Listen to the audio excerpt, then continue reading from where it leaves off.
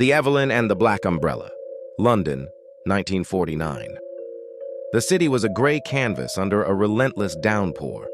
The air was thick with fog, the scent of coal smoke, and the quiet knowledge that the war had ended. But the real battles, the silent ones, had just begun. The rain was constant, and the lies were even more so. Evelyn Shaw was a fixture in this world of elegant deceit. She was a blonde with a taste for danger, and a perfume that smelled faintly of smoke and secrets. Her flat in Chelsea was a quiet sanctuary of expensive whiskey and polished wood, a place where she waited. The ritual began precisely at 8 p.m.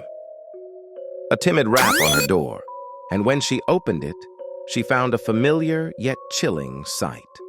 A pristine, unused black umbrella propped against the frame. Inside its curved wooden handle, tucked meticulously into the silk lining, was a hidden note, folded twice. She didn't unfold it until she'd locked the door and poured a measure of rye. The message was stark.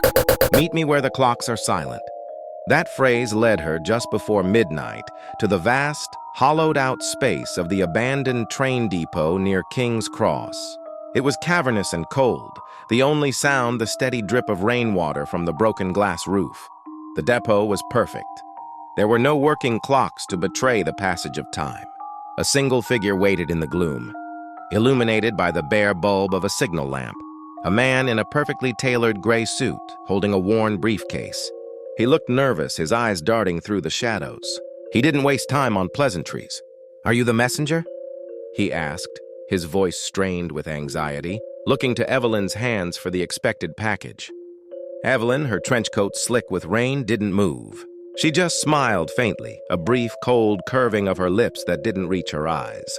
"No, darling," she replied, letting the silence hang. "I'm the ending." The exchange was swift and silent, a brutal dance that required years of practice and zero hesitation. Evelyn was the final consequence, the full stop at the end of a long, dangerous sentence. The briefcase, containing a stolen cipher or perhaps simply a ledger of names, was now hers. By sunrise, the rain had finally eased to a drizzle. The man in the gray suit was gone, vanished like a bad dream in the depot's shadows.